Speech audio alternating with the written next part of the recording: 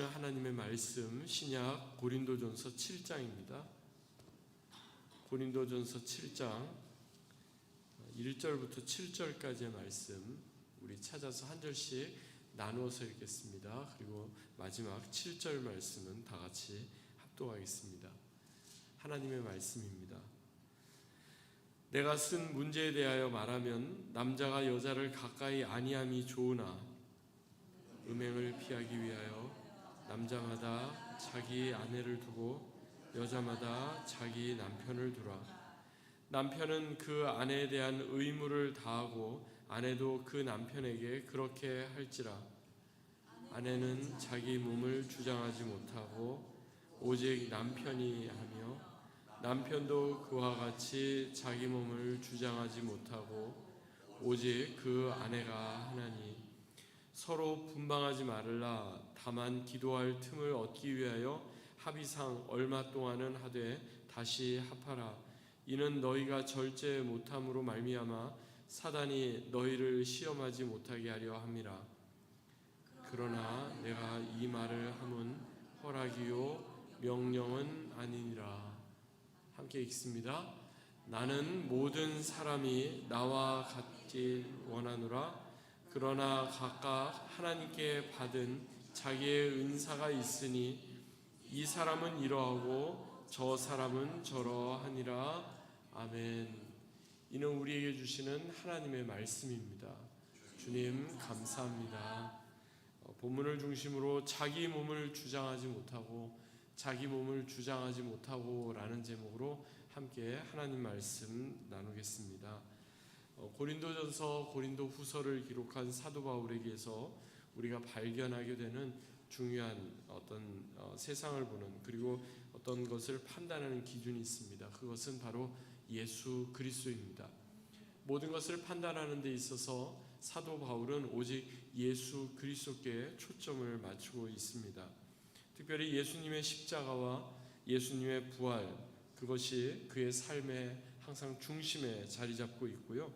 그러다 보니까 고린도 교회 성도들에게 전한 이 고린도 전서 말씀을 통해서도 바로 십자가와 부활, 그 십자가 부활에 합당한 삶이 무엇인지를 계속해서 전해주고 있죠. 그래서 처음 1장에서부터 이러한 내용이 나오는데 예수 그리스도 안에 거하는 게 무엇인지를 사도 바울은 이야기합니다. 그러면서 예수 그리스도의 그 십자가의 도가 무엇인지, 십자가의 진리가 무엇인지 이야기하고요. 우리 성도에게 있어서 우리가 추구해야 하는 자랑거리가 무엇이 있는지를 말씀하고 있습니다. 이처럼 예수님의 십자가와 부활을 근거로 사도 바울은 본문인 고린도전서 1장부터 4장까지는 교회 공동체에 대해서 말씀합니다. 공동체가 하나 되는 것이 왜 필요하고 왜 중요한지, 그리고 하나됨을 깨트리는 것이 얼마나 큰 어려움인지를 말씀하고요. 이어지는 5장부터 6장까지는 음행을 비롯한 우리 그리스도인들의 정결 문제에 대해서, 거룩함에 대해서 이야기합니다. 구약시대의 정결은요, 그저 분리하는 것이었습니다. 나누는 것이었습니다.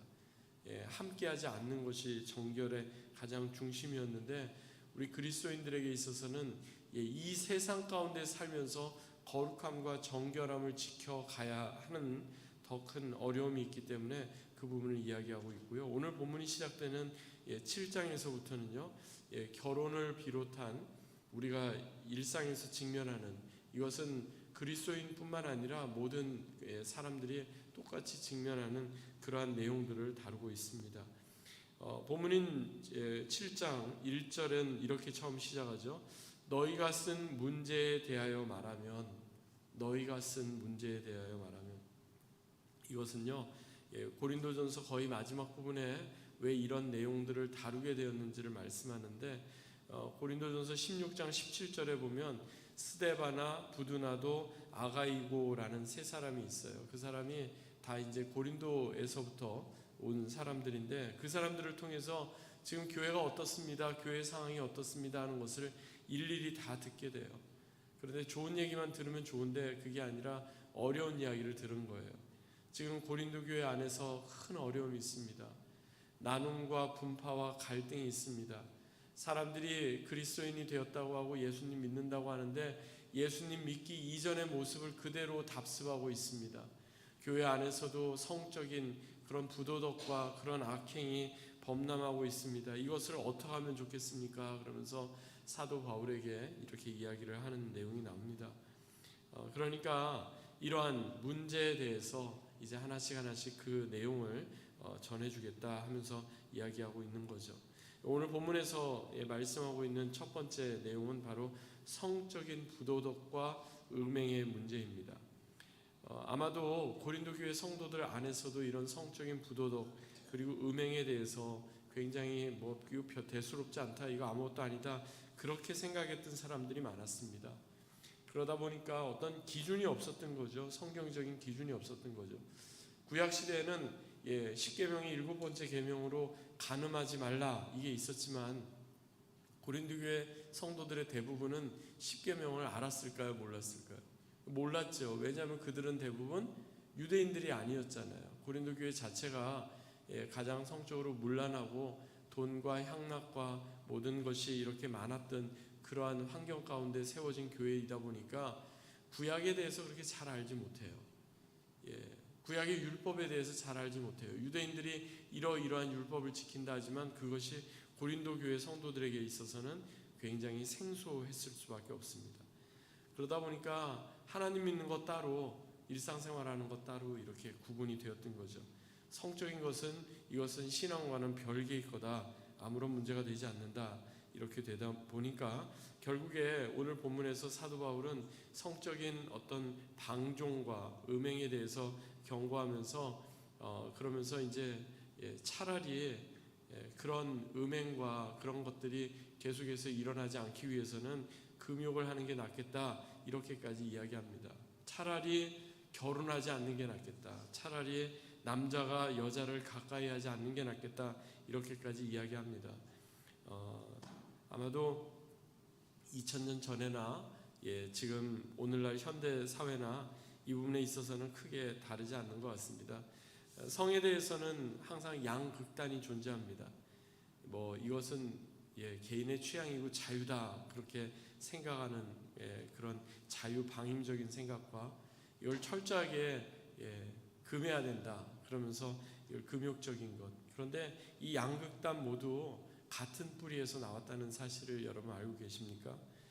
교만과 자기 비하도요 같은 뿌리에서 나왔습니다. 건강하지 못한 것에서부터 이 양극단은 나오게 되고요, 이상하게도 극단적인 사람들끼리 서로 이렇게 말이 잘 통합니다. 중간에 있는 사람들이랑 통하는 게 아니라 합리적이고 생각이 좀 올바르게 균형이 잡혀 있는 사람들이랑 이야기가 되는 게 아니라 왼쪽이든 오른쪽이든 극단적인 사람들끼리 이렇게 통합니다. 그래서요, 정치인들도 보다 보면은 어떤 극좌에 있다가도 극우로 가고 극우에 있다가도 극좌로 가고 그러잖아요. 사실은 우리에게 있어서 중요한 거는 기준이에요. 그 기준에서 벗어나지 않고 균형을 잡아가는 그 부분이 중요한 부분인 거죠. 그렇다면 하나님의 자녀로 부름받은 우리 그리스도인들에게 있어서 성에 대해서, 성적인 문제에 대해서 우리는 어떠한 기준을 가지고 살면 좋겠습니까? 그것은 처음에 하나님께서 우리 인간을 창조하셨던 창조의 원리 가운데서 우리가 발견하게 되는데요, 하나님께서는요 우리 인간을 만드시고 나서 창세기 2장에서 생육하고 번성하고 땅에 충만하라, 이렇게 말씀하셨습니다. 그러니까 성은요, 우리 육체는요 반드시 두 가지를 항상 생각해야 되는 겁니다. 하나님의 창조 원리와 그리고 생명, 이 두 가지를 항상 연결지어야 하는 겁니다. 성부 하나님께서 이 세상을 창조하시고 성자 예수님을 통해서 죽었던 우리의 생명이 다시금 회복되었다는 것, 이것을 우리가 잊게 되다 보면은 성은 단지 어떤 육체의 욕구와 욕망을 충족하는 쾌락의 도구로 이렇게 변질되는 것입니다. 여러분 잘 아시는 것처럼 오늘날은요 사실 교회 안에서 어떤 성에 대해서 이야기하는 것 자체가 되게 고리타분하게 느껴지는 그런 세상입니다.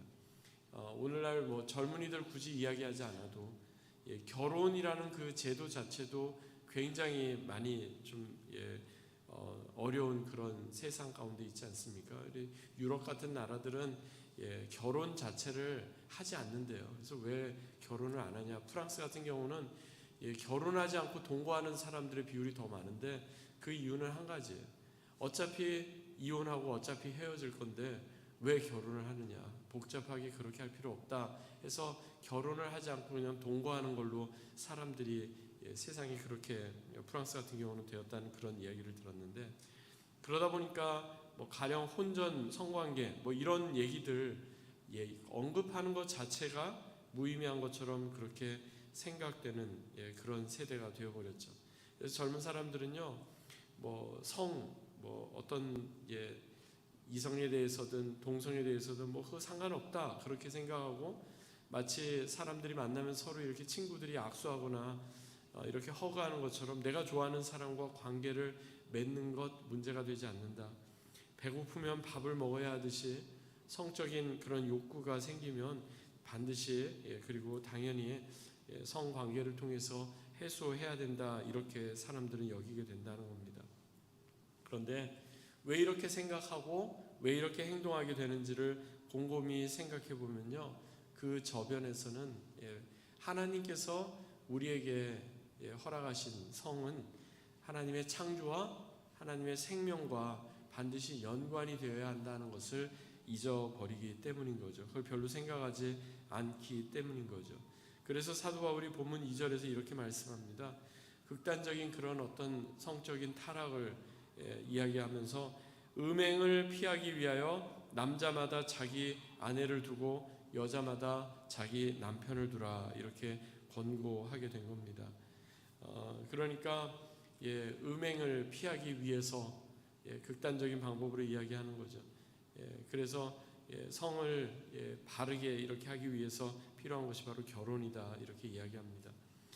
그런데 결혼은 단지 어떤 성적인 것을 충족하거나 음행을 피하기 위해서만 하는 것이 결코 아닙니다. 결혼은 하나님께서 우리 인간에게 제정하신 축복입니다. 그리고 사랑의 구체적인 표현입니다. 그리고 생명의 신비를 경험하게 되는 통로입니다. 우리의 인간의 성 그리고 우리의 결혼의 출발은요, 단지 어떤 성적인 욕구나 만족에 있지 않습니다.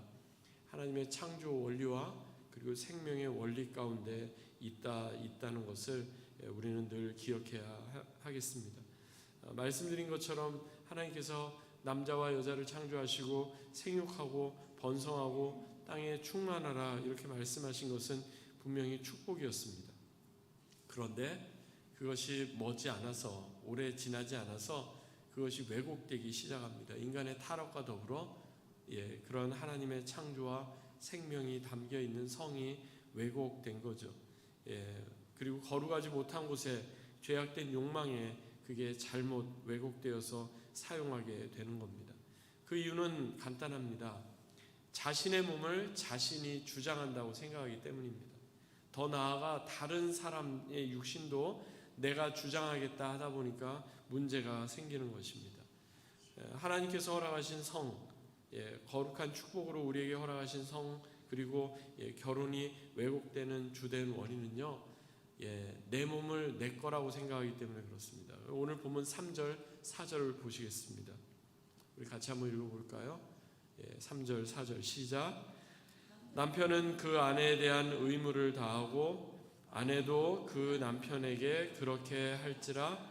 아내는 자기 몸을 주장하지 못하고 오직 그 남편이 하며 남편도 그와 같이 자기 몸을 주장하지 못하고 오직 그 아내가 하나니. 여러분, 이것은요, 결혼한 부부들에게만 해당하지 않습니다. 아직 결혼하지 않은 미혼 남자, 미혼 여성, 앞으로 결혼을 앞두고 있는 모든 사람들에게도 해당됩니다. 인간이 육신적으로 타락하거나 성이 잘못 왜곡되는 주된 이유는요, 내가 내 몸을 주장하고 심지어 상대방의 몸조차 내가 주장하겠다 하다 보니까 거기에서부터 문제가 시작되는 겁니다. 성을 소유하는 것으로 생각하다 보니까 그것이 타락하게 되고 왜곡하게 되는 겁니다. 우리의 몸은요, 오직 주님께서 주장하십니다. 그리고 우리의 몸은 상대방을 배려하는 것으로, 특별히 부부에게 있어서 배려하는 것으로 섬김의 도구가 되어야 되는 겁니다. 그러니까 소유가 아닙니다. 섬김입니다. 우리에게 허락하신 성, 그리고 결혼이 축복으로 사용되기 위해서는 바로 이것이 중요한 부분입니다. 오늘날 가정 또는 결혼, 또 여러 가지 어떤 그러한 위기, 그것은 결혼의 의미를, 또 성의 의미를 잘못 왜곡하는 데서부터 비롯되는 겁니다. 여러분, 결혼은요, 중도에 마음이 바뀌면은 어떻게 그냥 파기해버리는, 바꿔버리는 컨트랙이 아닙니다. 결혼은 커버넌트입니다. 언약입니다. 검은 머리가 팥뿌리가 될 때까지, 옛날에 그런 얘기 많이 했잖아요. 주례를 하면서 주례를 하는 분들이 검은 머리가 팥뿌리가 될 때까지 그렇게 살으라고 그렇게 얘기했는데, 요즘은 그렇게 얘기하지 않는답니다. 두 사람의 성격 차이가 드러날 때까지. 그러다 보니까 그것이 당장 드러나면 그냥 바로 문제가 생기는 거죠. 그 이유는 결혼을 커버넌트로 생각하지 않고 컨트랙으로 생각하기 때문입니다. 컨트랙은요, 두 사람 중에 한 사람이라도 그것을 지키지 않으면 언제라도 파기가 되는 거잖아요. 여러분, 사랑하기 때문에 결혼을 하지만 또한 사랑해야 하기 때문에 결혼을 하는 겁니다. 결혼 생활이 유지되는 것도 마찬가지입니다. 사랑이 식어서 결혼 생활이 어려운 게 아니라요, 사랑해야 한다는 사실을 잊어버리기 때문에 결혼 생활이 어려워지는 겁니다. 성경에서 전하는 언약으로서의 결혼을 우리는 늘 기억해야겠습니다.